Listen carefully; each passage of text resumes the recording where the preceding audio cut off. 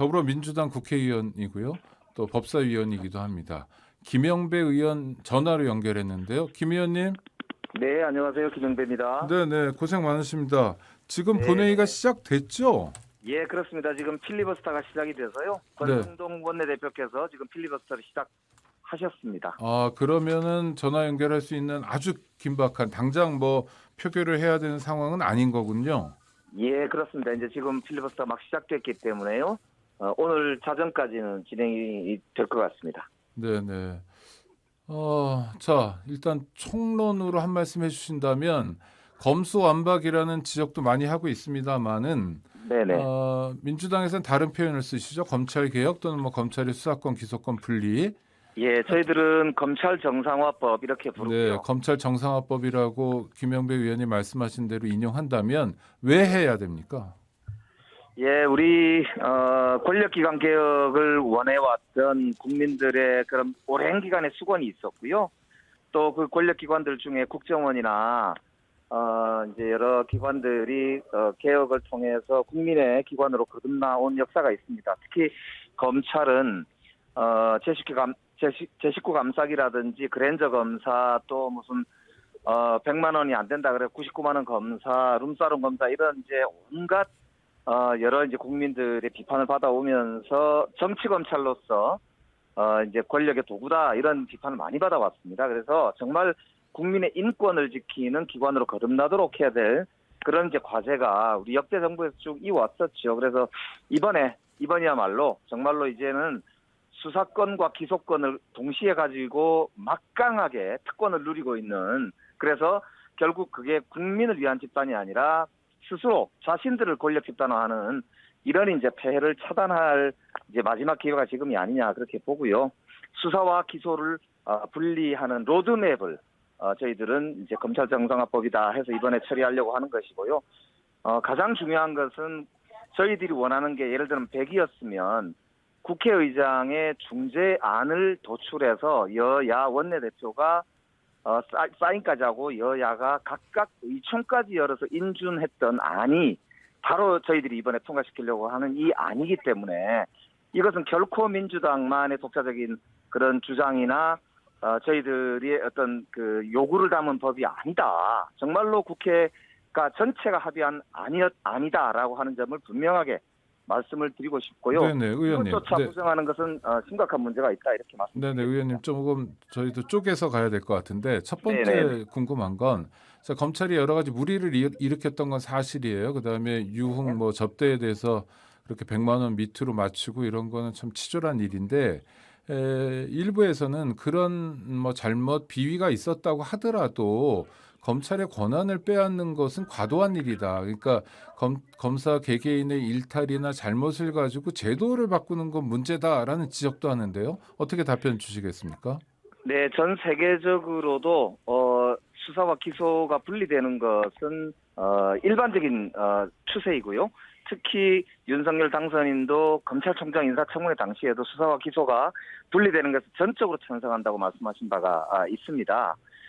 그렇기 때문에 이것은 형사사법 체계가 선진화되는 과정인 것이거든요. 이게 왜 그러냐면은 수사라는 사람은 상대방을 피의자, 그러니까 이 혐의가 있는 범죄자로 보기 때문에 수사를 시작을 하게 되면은 인권보다는 아무래도 범죄를 밝히는 데 집중하게 됩니다. 그렇기 때문에 무죄 추정의 원칙이라고 하는 큰 틀에서 보자면 그 사람의 인권을 고려하면서 동시에 범죄를 밝혀나가는 국가의 균형 잡힌 그런 형사사법 체계를 구성할 필요가 있기 때문에 수사와 기소를 분리하는 것이 당연히 선진사법 체계의 근간을 이루고 있는 것이거든요. 그렇기 때문에 우리도 이제 검찰공화국의 오명을 벗을 이제 상황이 됐다 이렇게 말씀을 드리고요. 1단계 이제 검찰의 이제 수사와 기소 분리 과정에서 1년 전에 합의한 바가 있었는데요. 6대 범죄에 한해서 지금 현재 검찰에서 이제 직접 수사가 가능하도록 되어 있는데요. 이번에 그 중에 4개 부패 경제 범죄를 제외한 4개 범죄는 검찰에서 직접 수사 범위에서 제외하고 1년 반 안에 한국형 FBI라고 하는 수사 전담기관 수사청을 만들어서 나머지 이 2개를 포함해서 전체의 수사권은 그쪽으로 아예 전문기관으로 넘기고 검찰은 전체적인 형사사법 체계 내에서 이 소위 우리나라 이 시민들의 인권을 지켜내는 그런 기소 전담 기관으로 이렇게 자리매김하게 되는 그런 이제 선진화 체계를 저희들이 실천하려고 하는 것입니다. 네네. 검찰 개혁 이후의 전망도 말씀해 주셨는데요. 앞서 말씀하신 게 지난 금요일에 국회의장의 중재로 합의했던 거를 국민의힘이 일방적으로 파기했다. 그래서 그렇습니다. 우리로서는 이른바 단독 처리를 할 수밖에 없는 상황이다. 이런 말씀을 주신 거잖아요.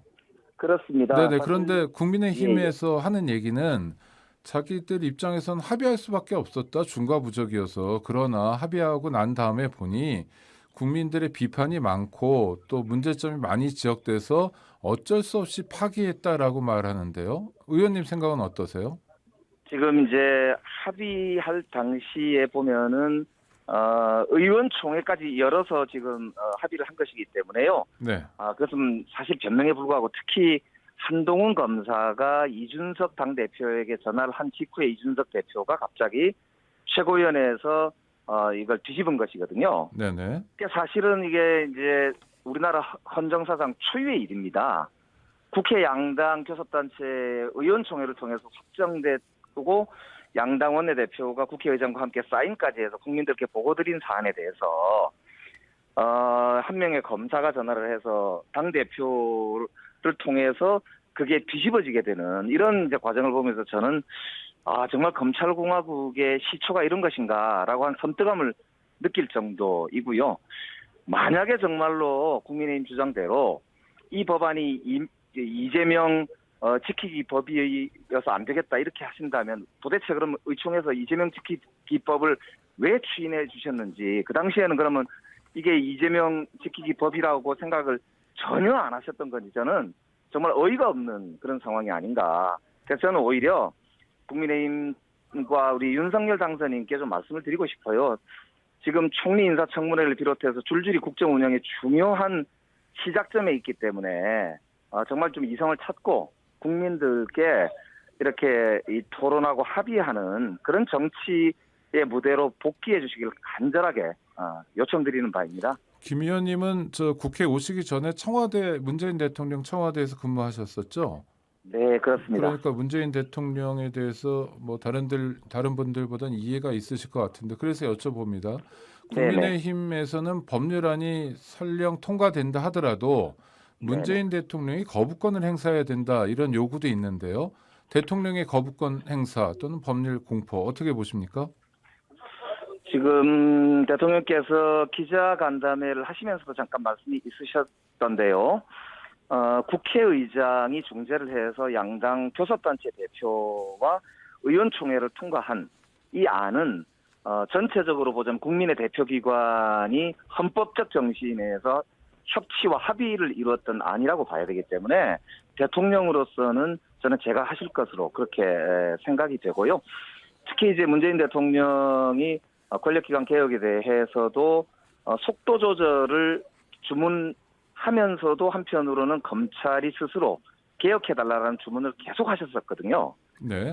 그런 점에서 보자면 지금 국회의 이런 합의 정신과 그리고 국민적 요구를 볼 때 저는 대통령께서 제가 하시지 않을까 이렇게 저는 그렇게 전망하고 있습니다. 네네. 김영배 의원님 전망이었고요. 마지막으로 하나만 여쭤보겠습니다.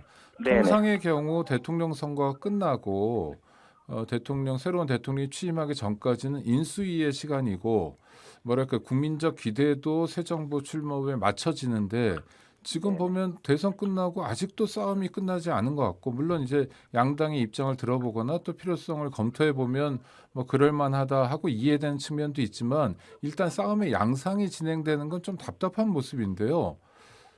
왜 이렇게 된 겁니까? 예, 저희들 민주당 내에서도 여러 반성과 혁신의 몸부림이 있습니다.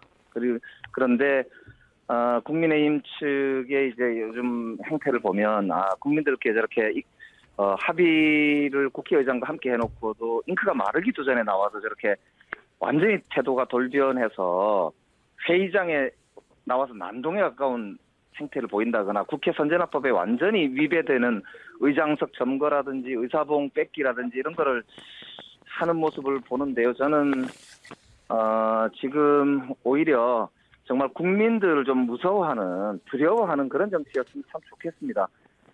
지난번 대선에서 양쪽 후보가 다 영선에 국회의원을 지내지 않은 분으로 이렇게 뽑히고 경쟁을 했던 것은 새로운 정치에 대한 국민적 갈구였다고 보는데, 그런 면에서 저도 정치인 한 사람으로서 참 죄송하고요. 지금부터라도 국민을 하늘같이 무서워하는 그런 정치가 돼야 되지 않을까, 그런 생각을 해봅니다. 네, 더불어민주당의 국회의원 김영배 의원이었고요. 또 법제사법위원회 위원이기도 합니다. 하늘처럼 국민을 하늘처럼 두려워하는 정치를 하겠다고 우리 청취자들하고 약속해 주신 거라고 믿고요. 또 다음에 모시도록 하겠습니다. 네. 오늘 방송 네, 감사합니다. 감사합니다. 네.